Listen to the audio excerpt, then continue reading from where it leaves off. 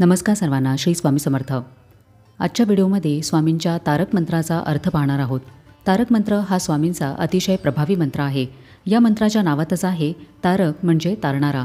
तारक मंत्र हे स्वामींचे एक प्रकारचे कवचच आहे, जे धारण केल्यास सर्व बाजूंनी आपले संरक्षण होते। तारक मंत्रामध्ये स्वामींची महती सांगितलेली आहे। तारक मंत्र इतका प्रभावी का आहे आणि तारक मंत्राचे नित्यनेमाने पठण करणाऱ्या व्यक्तीला स्वामींचा अखंड कृपा आशीर्वाद कसा लाभतो हे तारक मंत्राच्या अर्थातूनच आज समजून घेऊया। तर चला जाणून घेऊया स्वामींच्या तारक मंत्राचा अर्थ। निशंक हो, निर्भय हो मना रे, म्हणजेच हे मना तुझ्यातील सर्व भीती शंका काढून टाक। हे मना तू निर्भय हो, निशंक हो। प्रचंड स्वामीबळ पाठीशी रे, कारण स्वामीनामाची स्वामीबळाची प्रचंड शक्ती तुझ्या पाठीशी आहे। अतर्क्य अवधूत हे स्मरणगामी। अतर्क्य म्हणजे स्वामी हे तर्काच्या पलीकडचे आहेत। आपले विचार जिथे थांबतात तिथून स्वामींची लीला सुरू होते। अवधूत म्हणजे अध्यात्मामध्ये सर्वोच्च आहेत। स्मरणगामी म्हणजे स्मरण करताच, नाव घेताच धावून येतात।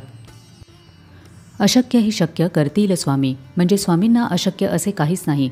अशक्य वाटणाऱ्या गोष्टी स्वामी सहजपणे शक्य करतात। जिथे स्वामी पाय तिथे न्यून काय, म्हणजेच जिथे स्वामींचे चरण आहेत, वास्तव्य आहे, अधिष्ठान आहे, तिथे कशाचीच कमी नसते। स्वये भक्त प्रारब्ध घडवी ही माय, म्हणजेच स्वामी हे भक्तांचे प्रारब्ध स्वतः घडवतात। स्वतःच्या सानिध्यामध्ये भक्तांचे कर्म त्यांना भोगायला लावतात।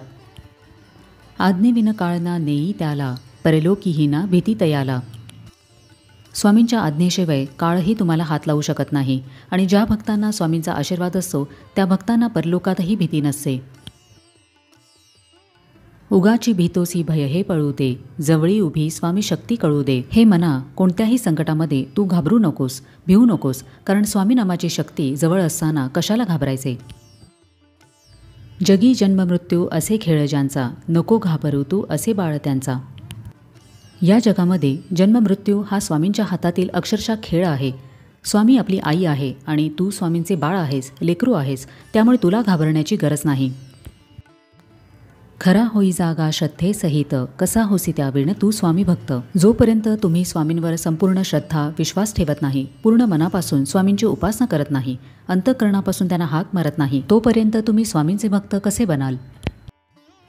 कितीदा दिला बोल त्यांनीच हात, नको डगमगू स्वामी देतील साथ। हे मना, तू जरा आठव की आपण ज्या ज्यावेळी अडचणीत संकटात सापडलो तेव्हा कित्येक वेळेला स्वामींनी आपल्याला मदतीचा संरक्षणाचा हात दिला।